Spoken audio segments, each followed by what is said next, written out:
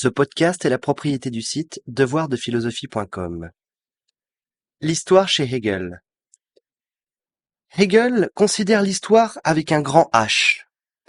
Loin d'être l'accumulation d'instants contingents et accidentels, l'histoire hegelienne serait l'indice, le lieu et le sens de la manifestation progressive de ce qu'il appelle l'esprit absolu ou encore la raison avec un grand R.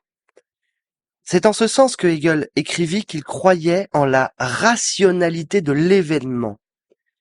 Pour l'allemand, l'esprit absolu serait l'esprit du monde devenu conscient de lui-même par la philosophie, la construction de l'État proustien et la science. Même si les hommes semblent, en apparence, poursuivre égoïstement leurs intérêts privés et leurs buts, Hegel pense qu'en fait, ils contribuent, sans le savoir, à la réalisation de cette histoire de l'esprit.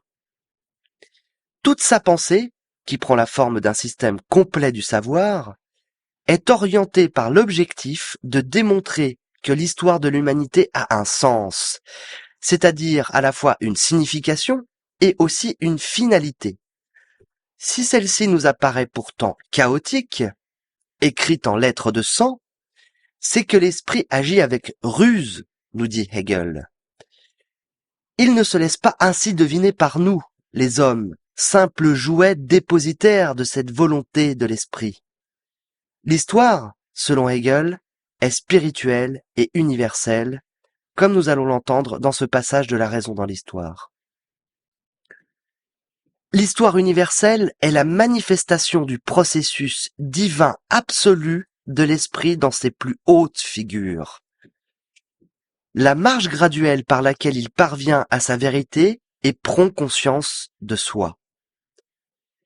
Les peuples historiques, les caractères déterminés de leur éthique collective, de leur constitution, de leur art, de leur religion, de leur science, constituent les configurations de cette marche graduelle.